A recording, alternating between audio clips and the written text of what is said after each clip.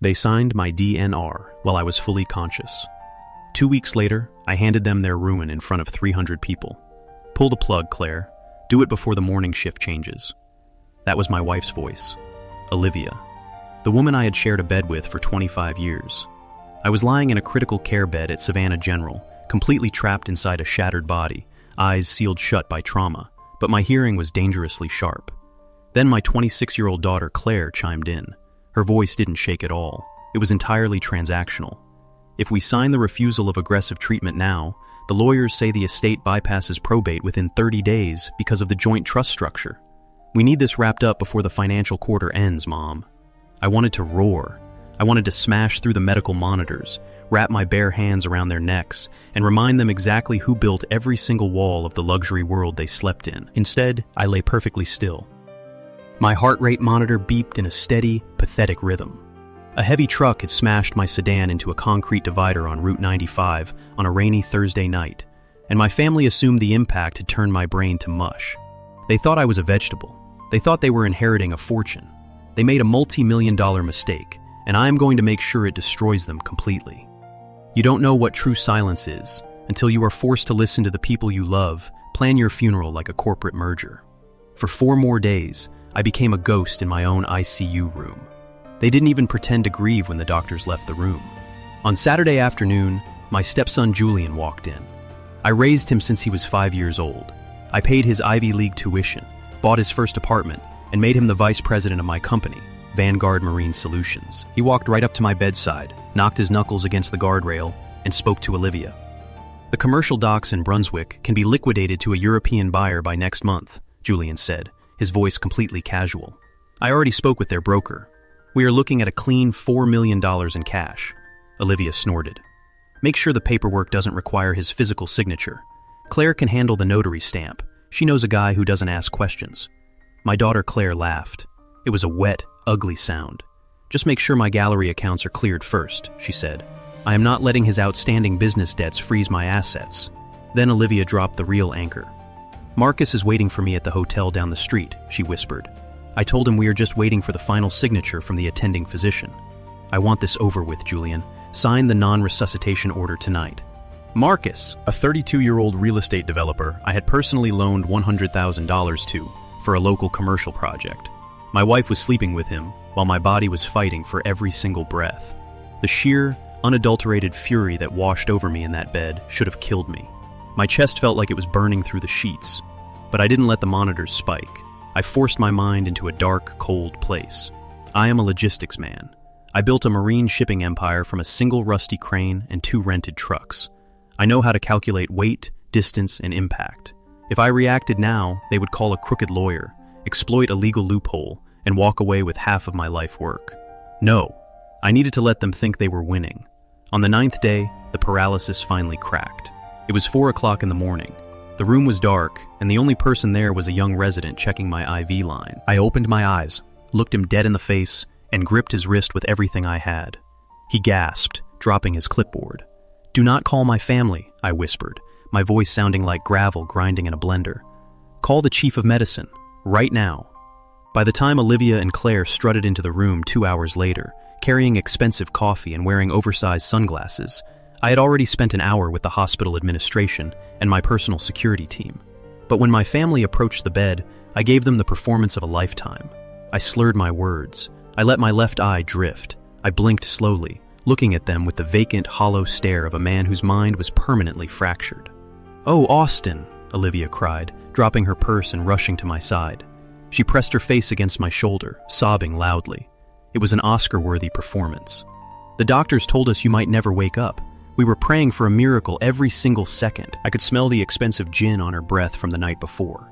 "Where is Julian?" I mumbled, keeping my voice thin, weak, and pathetic. "Where am I? What happened to the truck?" "He is at the office, Dad," Claire said, patting my hand with her cold, manicured fingers. She didn't look me in the eyes. "He is taking care of everything so you don't have to worry about a single thing. The business is in good hands. You just need to rest your mind. Don't think about money or contracts." "Good," I whispered, closing my eyes and pretending to drift off. "Good boy, I am so tired." They sent me home 3 days later to our waterfront estate in Savannah. I allowed Olivia to play the doting nurse. I let her fluff my pillows, bring me bland soup, and check my vitals with a fake smile plastered across her face. Every time she touched me, my skin crawled. Every time Claire entered the room to tell me how much she loved me, I had to bite the inside of my cheek until it bled to keep from screaming the truth in her face. I stayed in that bed for 2 weeks, playing the invalid, while my real work happened entirely in the dark. I didn't use our family attorney. Tom Briggs had been our counsel for 15 years, which meant Olivia probably knew his schedule inside out. Instead, I reached out to a man named Vance. He was a corporate shark based out of Atlanta who specialized in asset recovery and high-stakes white-collar fraud. I also hired Silas, a private investigator who looked like a retired linebacker and moved like a shadow. 2 weeks after my release, while Olivia was supposedly at a 3-day fitness seminar in Charleston, I got out of bed, dressed in plain clothes, and slipped out the back gate of my property, into a rented SUV that Silas had parked down the road. We drove to a small, windowless office near the Savannah shipping docks. Vance was waiting for me, surrounded by stacks of financial ledgers and printed digital bank transcripts. "Your family is remarkably efficient at grand larceny, Austin," Vance said, sliding a thick leather binder across the desk toward me. "Let's start with your stepson, Julian. Over the past 3 years, he has been using inflated vendor invoices from a shell company registered in Delaware called Horizon Marine Supply. The total amount siphoned out of your operational logistics accounts is exactly $900,000. $900,000, I repeated. The number didn't even shock me. I just felt a cold, hard knot tighten in my stomach. And my wife? Olivia co-signed every single wire transfer, Silas intervened, tossing a stack of glossy, high-resolution photographs onto the table. And she wasn't just signing corporate papers, Austin. She was spending your cash on her lover, Marcus. Here they are at a luxury resort in Miami Beach last week, while you were supposedly in a coma. Here they are at a dealership, purchasing a luxury sports car worth $180,000. It is registered under her maiden name, but Marcus has been driving it exclusively. I looked at the photos. Olivia was laughing, holding a glass of champagne, leaning against a man young enough to be her younger brother. I felt a violent wave of nausea hit me, but I forced it down. I commanded respect in the business world because I never let emotion dictate my strategy. I wasn't going to start now. "What about Claire?" I asked, looking at Vance. "What is her cut?" "Your daughter found out about the embezzlement 14 months ago, Vance explained, tapping a printed text log. "Instead of coming to you, she decided to blackmail her own mother. She demanded exactly $70,000 a month from the Shell account to keep her mouth shut. She used the money to fund her failing downtown art gallery and pay off her personal credit card debts. They were all in on it, Austin. Every single one of them." "Is that all?" I asked, my voice deadly quiet. "Not even close," Vance said. 2 days after your accident, while you were still hooked up to the ventilator, Julian used a forged power of attorney to file a quitclaim deed at the county courthouse. He transferred 50% ownership of your primary Savannah estate and your main shipping warehouse into his own name. The signature on the document is an absolute forgery. Our handwriting experts have already verified it. We can file criminal fraud and forgery charges by tomorrow morning. We can have Julian arrested at his desk." "No," I said, leaning back in my chair and staring at the ceiling. "Do not file anything yet. If we arrest Julian tomorrow, Olivia and Claire will hire a high-priced defense team, hide the remaining liquidity in offshore accounts, and turn this into a messy, multi-year legal circus. I want them isolated. I want them exposed in a way they can never recover from." "What are you proposing?" Vance asked, raising an eyebrow. "In 2 weeks, Vanguard Marine Solutions is celebrating its 25th anniversary," I said, a slow, grim smile spreading across my face. "Olivia has been planning a massive corporate gala for 3 months. She has invited 300 people, the mayor, the Port Authority Board, our biggest global shipping clients, the local media. She wants to use that stage to publicly announce my retirement due to medical incapacity and crown Julian as the new chief executive officer. Let her build the stage, Vance. Let her invite the audience. We are going to give them a show they will never forget." For the next 14 days, I went back to being the helpless husband. I let Julian visit me at the house to give me fake corporate updates. He would sit in my armchair, wearing a watch I bought him, telling me how the shipping volume was down, but he was stabilizing the clients. "You are a good son, Julian," I would tell him, coughing weakly into a tissue. "I don't know what this company would do without you." "We are family, Dad," Julian would reply, smiling warmly. "Just focus on getting better. I have everything under control." "I bet you do," I thought. Meanwhile, Silas was working around the clock. He secured certified copies of the forged deeds, the bank routing numbers tracking the $900,000 directly into Horizon Marine Supply, and the explicit text messages between Claire and Olivia negotiating the blackmail payouts. We also obtained copies of the hospital surveillance footage from the ICU floor, capturing the exact moment Olivia and Claire signed the medical directive to withdraw my life support. Everything was compiled into 3 identical leather portfolios. The night of the gala arrived. The grand ballroom of the Riverfront Hotel was spectacular. 300 guests, dressed in black tie and evening gowns, walked beneath crystal chandeliers, while a jazz quartet played near the floor-to-ceiling windows overlooking the Savannah River. Champagne flowed like water. Olivia was the absolute star of the evening, dazzling in a brilliant crimson silk gown, moving through the crowd like royalty. Claire stood nearby, flashing an expensive diamond bracelet to a group of local lifestyle reporters. Julian was huddled near the mayor and the chairman of the Port Authority, laughing loudly and holding a glass of 20-year-old scotch. I stood in the backstage dressing room, completely out of sight. I was wearing a tailored black tuxedo. My posture was perfectly straight, my mind entirely focused. Vance and Silas were standing beside me, along with 2 uniform officers from the Georgia State Patrol and a white-collar crime detective from the district attorney's office. "Are we fully locked and loaded?" I asked Vance. "The freeze orders on all their personal accounts were processed 1 hour ago," Vance confirmed with a cold nod. "The moment you step on that stage, their cards turn to plastic garbage. The deeds are locked. Horizon Marine Supply has been seized by federal order. They have $0 left, Austin." "Perfect," I said. "Let's go." At exactly 9 o'clock, the music stopped. The house lights dimmed, and Olivia stepped up to the main podium on the elevated stage. The crowd gathered around, glasses raised, completely silent. She adjusted the microphone, flashing her signature predatory smile. "Thank you all so much for being here tonight to celebrate 25 years of Vanguard Marine Solutions," Olivia announced, her voice echoing flawlessly through the massive ballroom. "As many of you know, this past month has been an emotional roller coaster for our family. My wonderful husband, Austin, survived a horrific accident on the highway. While he has miraculously returned to us, his long journey toward neurological recovery means he can no longer handle the daily rigors of running this massive empire." A murmur of sympathy rippled through the elite crowd. Olivia squeezed her eyes shut for a brief moment, feigning tears. "But Vanguard will always move forward," she continued, her voice gaining strength. "Tonight, it is my absolute honor to announce that our brilliant vice president, my son Julian, will be officially stepping up as the new chief executive officer and full managing partner of Vanguard Marine." The ballroom erupted in massive applause. Julian began walking toward the stage, adjusting his lapels, a smug, arrogant grin plastered across his face. He reached the stairs, ready to take the microphone from his mother. "Hold the applause," I shouted. My voice didn't come from a weak, broken invalid. It boomed through the backup microphone at the side of the stage like a thunderclap. The applause died instantly. The silence that followed was so heavy you could hear the ice melting in the glasses. I stepped out from behind the heavy velvet curtain, walking with a firm, powerful stride straight to the center of the stage. I grabbed the primary microphone right out of Olivia's hand. The color drained from her face so fast, she looked like a corpse in a crimson dress. Her mouth opened, but only a pathetic, choked gasp came out. Claire stopped dead in her tracks near the front row, her champagne glass slipping from her fingers and shattering loudly against the marble floor. Julian froze on the steps, his face twisting into an expression of pure, unadulterated terror. "Austin?" Olivia whispered, her voice cracking through the sound system. "What are you doing? You are supposed to be in bed. You are not well." "I am completely well, Olivia," I said, my voice cutting through the ballroom like a razor blade.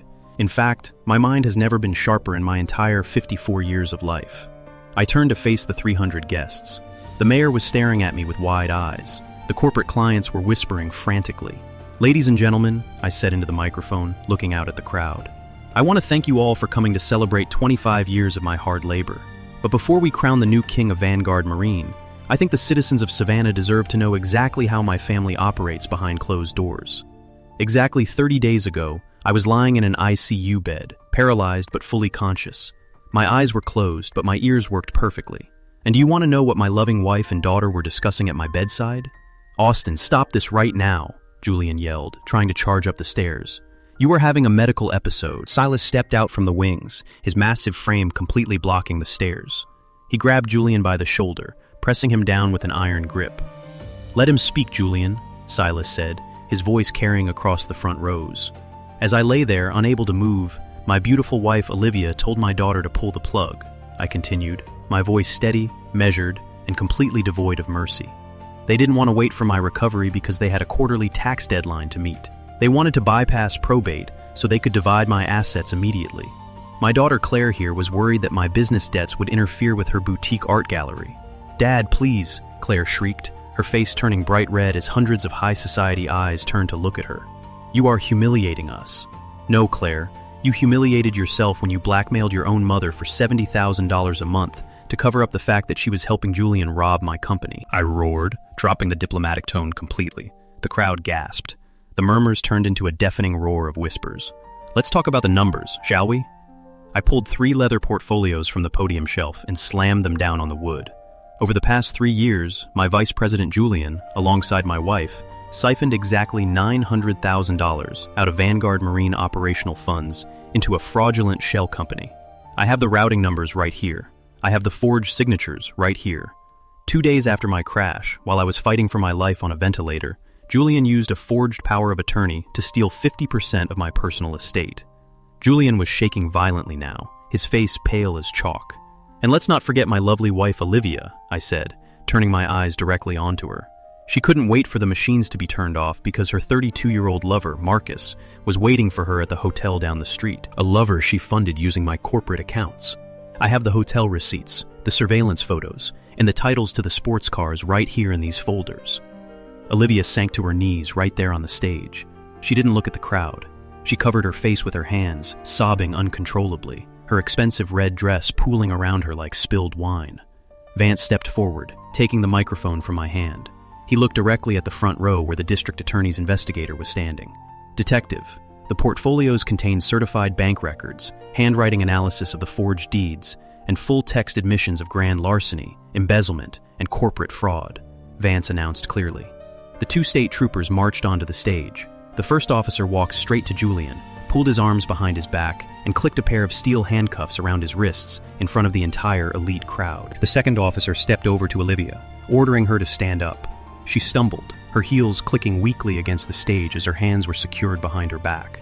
Claire was sobbing hysterically in the front row, trying to hide her face behind her designer purse as 2 hotel security guards escorted her toward the exit, where the police cruiser lights were already flashing through the grand glass windows. I stood at the center of the stage, buttoning my tuxedo jacket. I looked down at Julian as the officers dragged him past me. "You wanted the throne, Julian," I said, my voice low enough that only he could hear it. "But you forgot who built the castle. Enjoy the state penitentiary." He didn't say a word. He just hung his head, his tears dripping onto his ruined velvet lapels.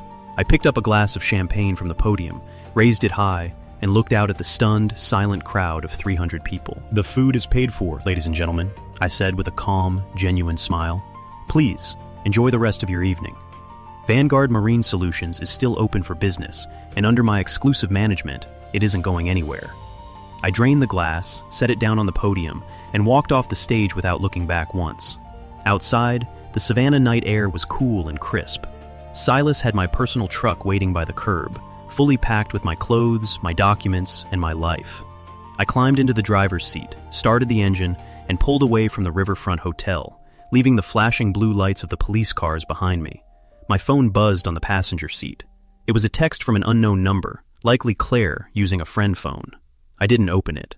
I drove straight down Bay Street, pulled over near the harbor, and tossed the device directly into the black, rushing waters of the river. They wanted me dead in a dark room. Instead, I gave them exactly what they earned: the absolute, unvarnished truth, delivered in front of everyone they ever wanted to impress. I am 54 years old, my company is entirely mine, and for the first time in 25 years, I am breathing perfectly fine on my own.